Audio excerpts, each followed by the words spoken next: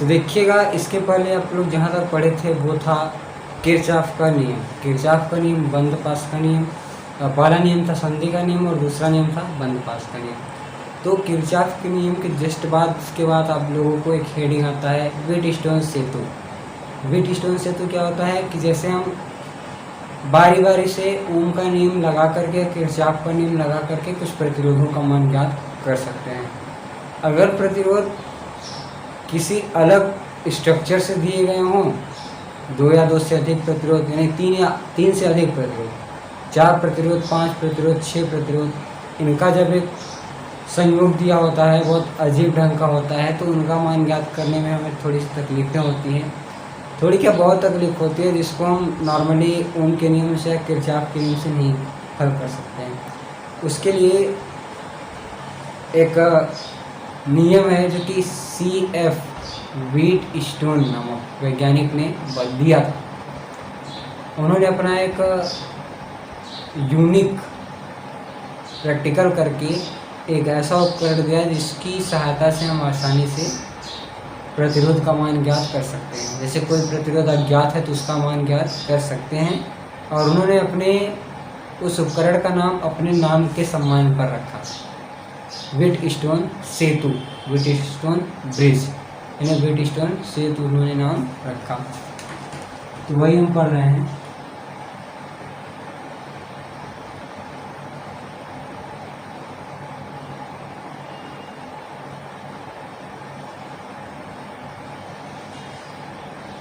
Wheatstone bridge.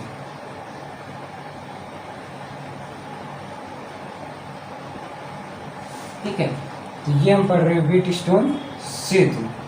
Wheatstone सेतु क्या होता है और कैसा होता है, तो देखिएगा, जैसे कि एक वर्ग बना लेते हैं।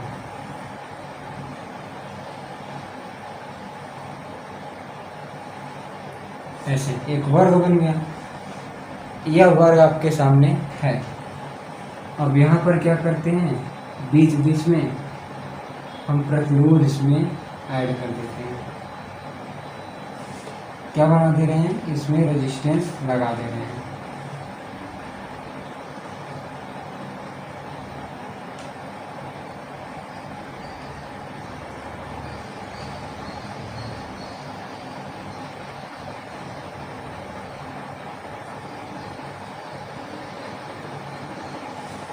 रेजिस्टेंस लगा दिया। अब इनके एक विकर्ण के बीच में एक धारामापी लगा देते हैं।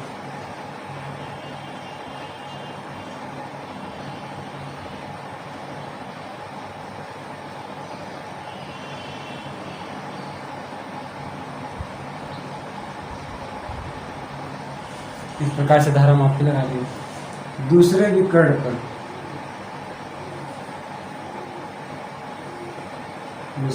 पर हमें विद्युत सेल जोड़ते हैं। इसका विद्युत वाहक बल कितना है, E। इस प्रकार से। तो अब यहाँ से क्लियर हो गया कि जब धारा बहेगी, यहाँ से I धारा जो है निकलेगी, कॉमन है। अब ये I धारा यहाँ पर आ करके यहाँ तक आएगी और आने के बाद यह 2 भागों में बदल जाएगी, I1 I2। और फिर यहाँ से होते हुए यहाँ आएगी I3, और फिर यहाँ आएगी I4। भी कुछ धारा यहाँ और यहाँ पर भी यूज हो सकता है। फिर ये दोनों यहाँ पर आके मिलते हैं और मिलने के बाद पुनः I हो जाते हैं।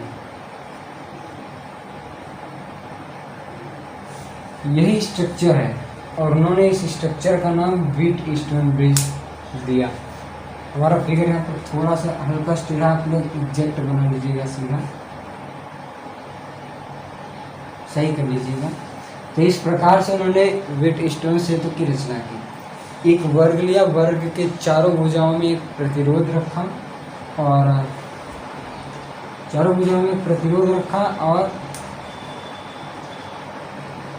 उनको कुछ इस तरीके से जुड़ा चारों भुजाओं में प्रतिरोध, एक विकर्ण पे धारामापी को रखा और दूसरे विकर्ण पे विद्युत शेल को, और इन प्रतिरोधों का मान P, Q, R और S रखा, यानी एक विकर्ण के पहले P, Q, एक विकर्ण के बाद R, S, इस प्रकार से वैल्यू इन्होंने मान रखा। अब फिर इसके बाद यहाँ ध्यान दीजिएगा, ये हमारा था स्ट्रक्चर व्हीटस्टोन सेतु का। अब हम पढ़ते हैं कि व्हीटस्टोन सेतु होता क्या है, कैसा है, इसका वर्क क्या होता है। तो व्हीटस्टोन ब्रिज क्या होता है, इसका डेफिनेशन हम लिखते हैं। किसी अज्ञात प्रतिरोध का मान ज्ञात करने के लिए प्रयोग किया जाने वाला उपकरण व्हीटस्टोन सेतु कहलाता है। व्हीटस्टोन सेतु कहलाता है। इसका प्रयोग व्हीटस्टोन CF व्हीटस्टोन नामक वैज्ञानिक ने बनाया और उन्होंने एक किया। तो इसके बाद देखिए, इसके डेफिनेशन में क्या लिखते हैं कि रचना, डेफिनेशन देखिए, डेफिनेशन तो क्लियर हो गया ना कि किसी अज्ञात प्रतिरोध का मान ज्ञात करने के लिए CF व्हीटस्टोन नामक वैज्ञानिक ने एक उपकरण का प्रयोग किया जिसे व्हीटस्टोन सेतु कहते हैं। ये डेफिनेशन है। अब रचना पढ़ते हैं। रचना, हेडिंग डालेंगे रचना। रचना क्या होता है, इसमें एक वर्ग की 4 भुजाओं पर 4 प्रतिरोध स्थित होते हैं। ब्रैकेट में लिख लेंगे PQRS। फिर आगे लिखेंगे एक विकर्ण पर एक धारामापी तथा अगले विकर्ण यानी दूसरे विकर्ण पर एक विद्युत सेल जुड़ा होता है। 2 हो गया हमारा। रचना में कितनी पॉइंट हुई, 3, कि एक वर्ग के भुजाओं पर प्रतिरोध, एक विकर्ण पर धारामापी और दूसरे विकर्ण पर हमारा विद्युत सेल जुड़ा होता है। फिर हो गया। अब इससे ज़्यादा तो कुछ नहीं है ना। अब क्या करते हैं हम ये मानते हैं, ये हम लिखेंगे कि इसका कार्य सिद्धांत क्या होता है। तो कार्य सिद्धांत में आप नोट करेंगे वर्किंग प्रिंसिपल में, जब सेल द्वारा I धारा निकलती है तो धारा इन बिंदुओं का नामांकन कर दे रहे हैं कि ये A हो गया हमारा, ये B है, ये C है और ये D है। इस प्रकार से इनको PQ रख दिया जाए। PQ तो है प्रयोग में, यानी जी इनका नाम मत रखिए, बस इन्हीं चारों का रखते हैं जो वर्ग के शीर्ष हैं। और फिर इसके बाद I धारा निकलती है जो A बिंदु पर पहुंचने पर। अब नोट करेंगे क्या हम कार्य सिद्धांत, वही नोट कर रहे हैं ना। इसमें क्या लिखेंगे कि जब I धारा सेल से निकलती है तो वह बिंदु A तक पहुंचने पर 2 भागों में विभक्त हो जाती है, जहां I1 धारा P प्रतिरोध में तथा I2 धारा Q प्रतिरोध में विभक्त हो जाती है। अब बिंदु B पर और D पर जब धारा I1 व I2 क्रमशः पहुंचती है तो वहां एक स्थिति होती है जिसे हम संतुलन स्थिति कहते हैं। उस स्थिति में R और S में क्रमशः I1 व I2 धारा ही प्रवाहित होंगी। अब ये कंफ्यूजन वाला टॉपिक है। एक स्थिति होती है जिसे हम संतुलन अवस्था या संतुलन स्थिति कहते हैं, जिसे शून्य स्थिति कहते हैं। इस स्थिति में क्या होता है कि अगर इस तरफ का विभवांतर ज़्यादा है या इस तरफ का विभवांतर ज़्यादा है, जिस तरफ का विभवांतर ज़्यादा रहता है हमारा जो सुई होता है धारामापी का, वो घूम जाएगा। इतना आप लोग लिख लेंगे। एक स्थिति होती है जहाँ पर R व S में क्रमशः I1 व I2 धारा बहती हैं। इतना लिखने के बाद अब आगे क्या लिखेंगे वो भी बता रहा है। पहले आप समझिए कि जब B बिंदु तक धारा पहुंच गई I1 और D बिंदु तक पहुंच गई I2, तो आगे क्या होगा। अगर इस संतुलन स्थिति में होगा, संतुलन स्थिति किसे कहते हैं, उसके पहले 2 स्थितियां समझ लेते हैं। अगर इसका विक्षोभ लेफ्ट साइड है A की तरफ, यानी इधर विभवांतर ज़्यादा है। अगर इसका विक्षोभ इस तरफ है सी की तरफ, यानी इसका विभवांतर ज़्यादा है।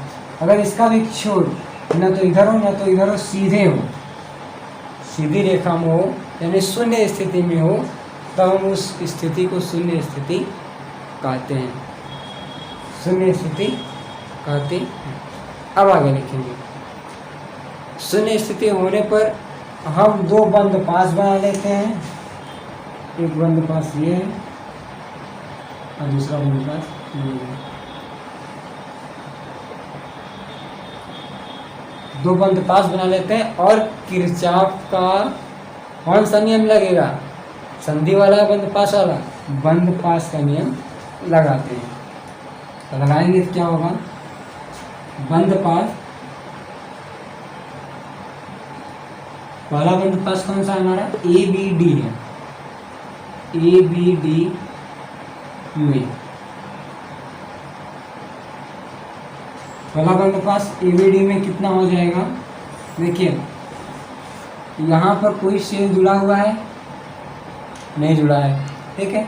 तो क्या होगा कि I1 धारा P प्रतिरोध में है, I1 धारा P प्रतिरोध में है। अब जब संतुलन अवस्था में तो जो धारा यहाँ से जा रहा है वही धारा यहाँ पर आएगा और फिर वही धारा यहाँ पर आना चाहिए, लेकिन यहाँ पर क्या है? I2 धारा है जो कि D से A की तरफ नहीं, A से D की तरफ जा रहा है, यानी दिशा क्या है? ऋणात्मक है। दिशा विपरीत है तो ऋणात्मक लिखेंगे, हम ऋणात्मक लिखते हैं। फिर उसके बाद यहाँ पर जो प्रतिरोध है वो Q है और यहाँ पर जो प्रवाहित होने वाली धारा है वो I2 है। यहाँ पर माइनस लिखने का तात्पर्य यह है कि हम A से B बिंदु तक गए, B से D बिंदु तक गए, तो फिर D से A बिंदु तक आना चाहिए, लेकिन इसमें धारा की दिशा I2 की दिशा A से D तक है। और फिर उसके बाद यहाँ पर कोई विद्युत वाहक बल जुड़ा हुआ है? नहीं, तो विद्युत वाहक बल का मान क्या रखेंगे? 0। ये हो गया हमारा इक्वेशन फर्स्ट। इसी से हमें क्या प्राप्त होता है? I1P is equal to I2Q, या फिर I1 और I2 को एक साइड कर लेते हैं तो I1 अपॉन I2 हो जाएगा, इधर मल्टीपल है तो इधर डिवाइड हो जाएगा। और फिर P और Q को एक साइड कर लेते हैं तो Q अपॉन P हो जाएगा, Q अपॉन P हो जाएगा।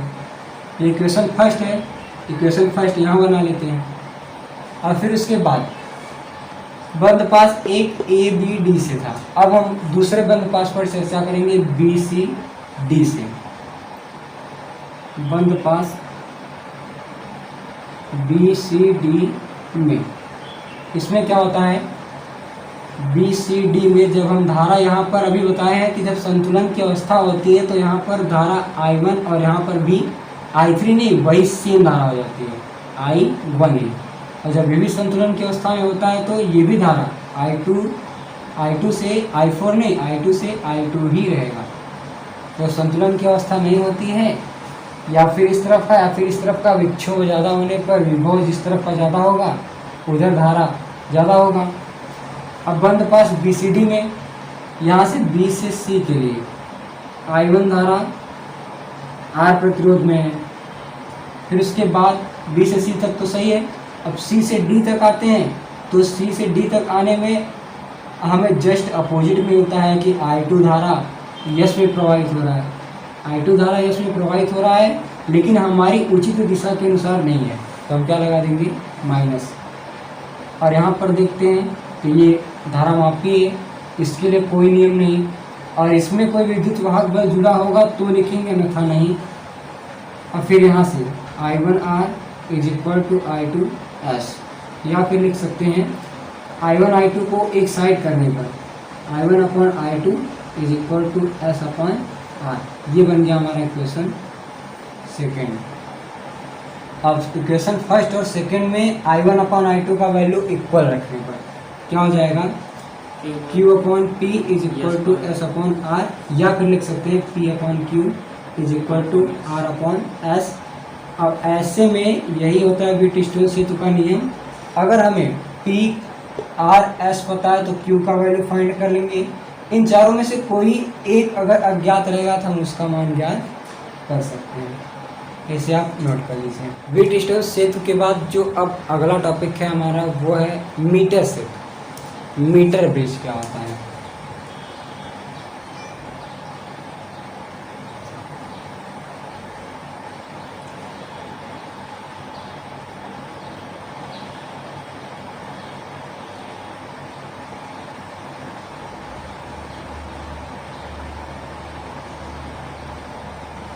मीटर सेतु, मीटर बेस क्या होता है। तो जैसे व्हीटस्टोन सेतु क्या था, एक वर्ग की 4 भुजाओं पे प्रतिरोध जुड़ा था और एक उससे विद्युत वाहक बल जुड़ा था, एक सेल जुड़ा था और एक धारा मापी था। बस यही 1 2 3 उपकरण दिए गए थे। अब जो मीटर सेतु है, व्हीटस्टोन सेतु से क्या होता है कि जो छोटे मोटे प्रतिरोध होते हैं जो नहीं ज्ञात हो पाते हैं और या फिर अद्भुत तरीके से वो जोड़े गए होते हैं जिनसे कन्फ्यूजन पैदा होता है और उनसे ज्ञात नहीं कर पाते हैं, तो व्हीटस्टोन सेतु का प्रयोग करते हैं। लेकिन जो प्रतिरोध हों, बड़े प्रतिरोध हों, उनका मान कैसे ज्ञात किया जाए, उसके लिए हम क्या करते हैं, मीटर सेतु का प्रयोग करते हैं। मीटर सेतु तो मैं फिगर बनाता हूँ, वो आप ध्यान से देखिएगा। ये एक पत्ती है कॉपर की, ये दूसरी पत्ती है, ये भी सेम इसमें धातु है कॉपर की।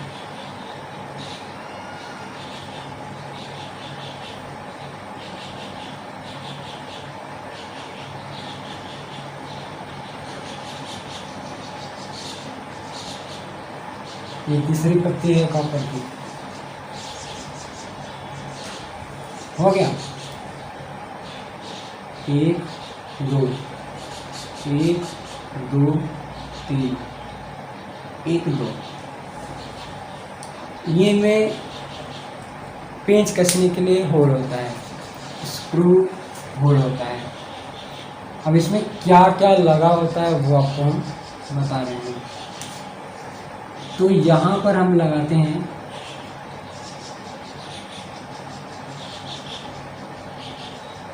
ये होता है हमारा प्रतिरोध बक्स, प्रतिरोध बक्स।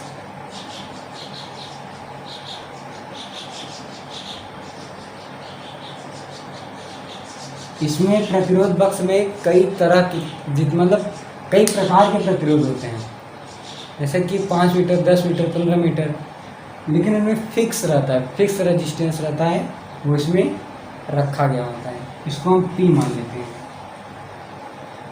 ये इसमें ये प्रतिरोध बक्स है तो एक रेजिस्टेंस का वर्क करेगा, इसे हम P मान ले रहे हैं। अब जिस प्रतिरोध का हमें मान ज्ञात करना होता है उसको हम यहाँ पर ऐड कर देते हैं इस प्रकार से, जिसका हमें मान ज्ञात करना होता है।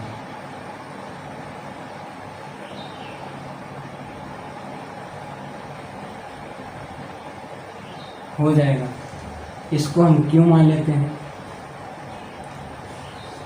अब यहाँ पर ये 1 मीटर का तार होता है जो कसा होता है और इसके नीचे एक स्केल लगा होता है।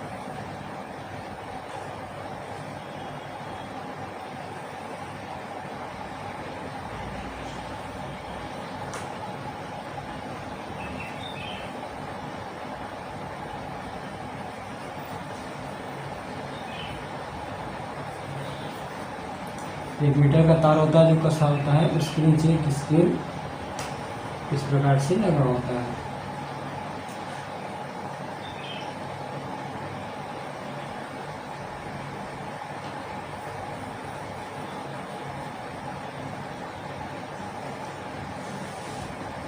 जो स्केल लगा होता है ये भी 1 मीटर का ही होता है।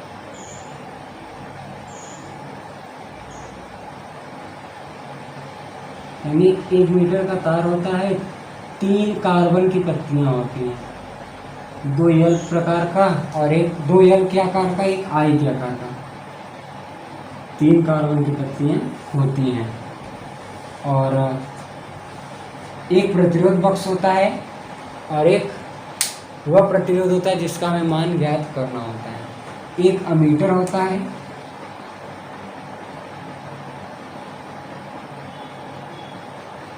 और उस अमीटर से एक जॉकी जुड़ा होता है।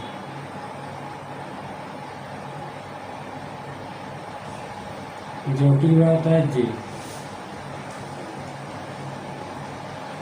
अब इसको देखिए, हम मानते हैं ए बिंदु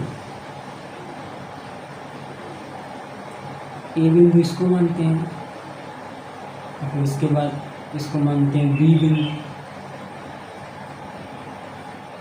इसको सी मानते हैं और इसको डी मानते हैं। इस प्रकार से इसको ई बिंदु माना जाता है। यहाँ पर जे ये जो लगा हुआ है इसका मतलब होता है जॉकी जे।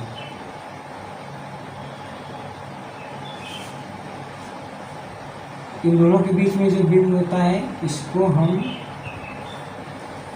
ABCD ई बिंदु मान लेते हैं, स्मॉल ए, जहाँ पर ये जॉकी जहाँ पर तार को टच करता है, ये स्केल है हमारा। अब जहाँ पर टच किया इसके बाद हम इस तार को दो भागों में बांट दे रहे हैं। एक भाग हो गया DE PQ, उसको हम R रख देते हैं, या फिर इसको ही हम Q करते हैं और इसको हम R करते हैं और इसको हम S करते हैं। अब देखिए ये सेम हमारा वही स्ट्रक्चर बन गया है जो कि हमने ज्ञात किया था व्हीटस्टोन सेतु में, वही स्ट्रक्चर है। अब इसमें एक धारा भी देने के लिए कुछ साधन होगा ना, धारा भी दिया जाएगा, तो धारा देने के लिए एक हम सेल लगा देते हैं। मान ले रहे हैं यहीं पर सेल लगा हुआ है।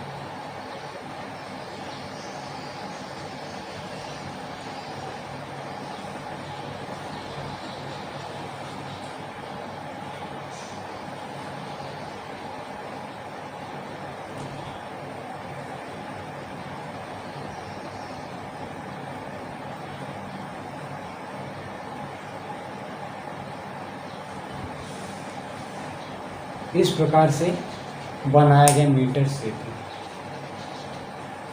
अब हमें इसमें करना क्या क्या है वो आपको हम बताते हैं। तो सबसे पहले लेना है एक जॉकी, एक प्रतिरोध बॉक्स, एक अज्ञात प्रतिरोध, 1 मीटर कॉपर का तार, एक स्केल और 3 पत्तियां। इनको एक बड़े तख्ते पर फिट कर देना है। और फिट करने के बाद जैसे जैसे स्ट्रक्चर में बताया गया वैसे सेम आपको इसमें फिट करना होता है।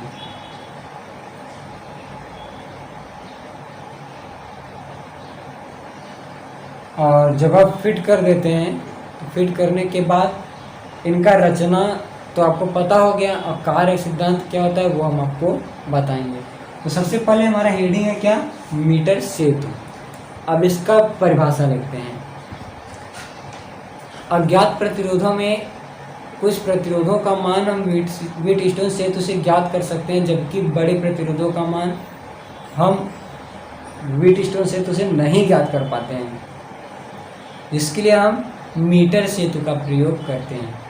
मीटर सेतु का प्रयोग करते हैं। मीटर सेतु का ही प्रयोग किया जाता है और कोई नहीं, मीटर सेतु। अब इसका रचना डालेंगे, हेडिंग रचना।